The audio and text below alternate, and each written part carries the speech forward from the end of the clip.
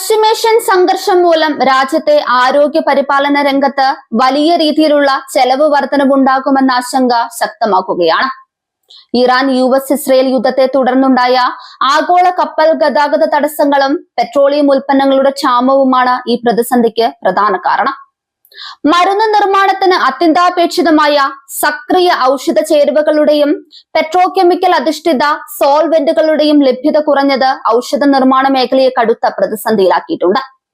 Medical ഉപകരണ നിർമ്മാണ രംഗത്തെ പ്രധാന അസംസ്കൃത വസ്തുക്കളുടെ ലഭ്യതക്കുറവും തിരിച്ചടിയാകുന്നുണ്ട്.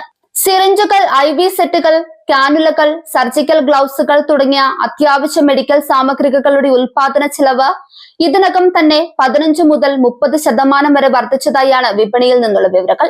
കനത്ത ഉൽപാദന നഷ്ടം നികത്താൻ വില വർധനവ് അനുവദിക്കണമെന്ന ഔഷധ നിർമ്മാതാക്കളുടെ ശക്തമായ സമ്മർദ്ദത്തിന് ഭരണകൂടം വഴങ്ങിയാൽ വരുന്ന ജൂലൈ മാസം മുതൽ വിപണിയിലെ മരുന്നുകളുടെ വിലയിൽ 10% വരെ വർധനവ് ഉണ്ടായേക്കാമെന്നാണ് വിലയിരുത്തൽ.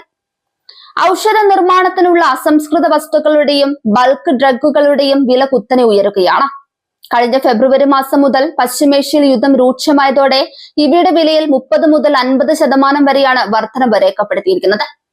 ഉദാഹരണത്തിന് പാരസെറ്റാമോൾ, ഡൈക്ലോഫെനാക് തുടങ്ങിയ അടിസ്ഥാന മരുന്നുകളുടെ അസംസ്കൃത വസ്തുക്കളുടെ വില വിപണിയിൽ ഇരട്ടിയോളമായി. ഇതിനു പുറമെ മരുന്നുകൾ പാക്ക് ചെയ്യുന്നതിനായി ഉപയോഗിക്കുന്ന PVC ബ്ലിസ്റ്ററുകൾ, പ്ലാസ്റ്റിക് കുപ്പികൾ, അലുമിനിയം ഫോയിലുകൾ എന്നിവയുടെ വിലയും വലിയ തോതിൽ ഉയർന്നിട്ടുണ്ട്. ഈ സാഹചര്യത്തിൽ ഏപ്രിൽ മെയ് മാസങ്ങളിൽ തന്നെ നിയന്ത്രണത്തിലില്ലാത്ത പല ബ്രാൻഡഡ് മരുന്നുകളുടെയും വില കമ്പനികൾ നേരിയ തോതിൽ വർദ്ധിപ്പിച്ചു തുടങ്ങി.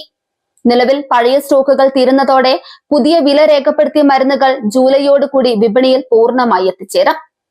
ദേശീയ ആവശ്യ മരുന്ന് പട്ടികയിൽ ഉൾപ്പെടാത്ത, അതായത് ഔഷധ വില നിയന്ത്രണ സമിതിയുടെ നേരിട്ടുള്ള നിയന്ത്രണത്തിലില്ലാത്ത മരുന്നുകളുടെ വില ഒരു വർഷം 10% വരെ സ്വയം ഉയർത്താൻ നിർമ്മാതാക്കൾക്ക് നിലവിൽ നിയമപരമായ അധികാരമുണ്ട്.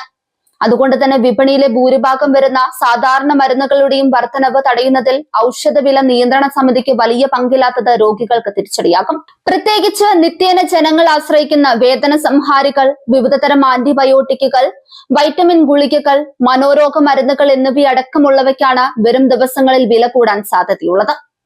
വ്യവസായ ലോകത്തിന്റെ ആശങ്കകളും സാധാരണക്കാരായ രോഗികളുടെ ആവശ്യങ്ങളും ഒരുപോലെ പരിഗണിച്ച് സന്തുലിതമായ ഒരു പരിഹാരം കണ്ടെത്തുന്നതിനായി കേന്ദ്ര ഡ്രഗ്സ് വിഭാഗവുമായി നിരന്തരം ചർച്ചകൾ നടത്തിവരികയാണെന്ന് ഇന്ത്യൻ ഡ്രഗ്സ് മാനുഫാക്ചേഴ്സ് അസോസിയേഷന്റെ ദേശീയ വക്താവ് ഡോക്ടർ വിരാൻജി ഷാ വ്യക്തമാക്കിയിട്ടുണ്ട്. നിലവിലെ അസാധാരണമായ സാഹചര്യം കണക്കിലെടുത്ത് താൽക്കാലികമായി പ്രത്യേക വില വർധനവ് അനുവദിക്കണമെന്ന് വിവിധ ഫാർമസ്യൂട്ടിക്കൽ സംഘടനകൾ സർക്കാരിനോട് ആവശ്യപ്പെട്ടിട്ടുണ്ട്.